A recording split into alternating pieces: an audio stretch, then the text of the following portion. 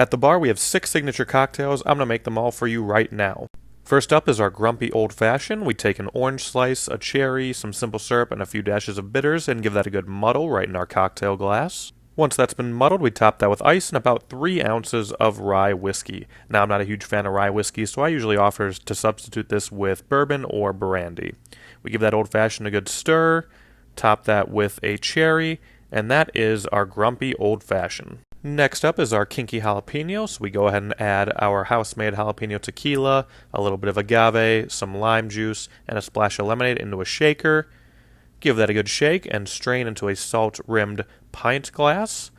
And then once that's strained in there's going to be a little bit of room left on the top, and that's where we float some pink Kinky for you. And then we garnish that with a lime. This next one is the Hurricane. It's one of my favorites. You're going to need both spiced and unspiced Captain Morgan, a little bit of peach schnapps, and then we top it with our Hurricane mix, which is pretty much a mixture of cranberry, pineapple, and orange juice. We go ahead and give that a nice stir as well and serve it in a Hurricane glass.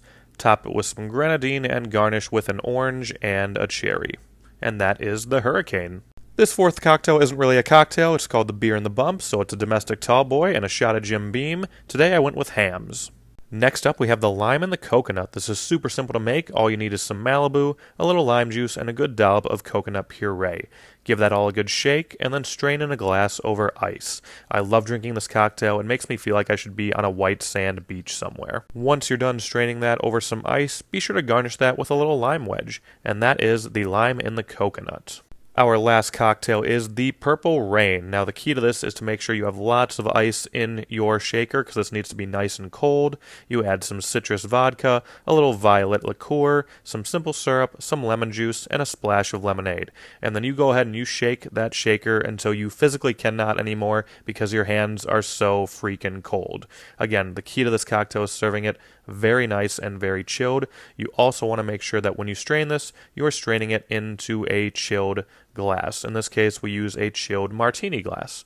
And there you have it. That is the Purple Rain and all 6 of our specialty cocktails that we have at the bar. Which one do you want to try the most? Let me know. Cheers.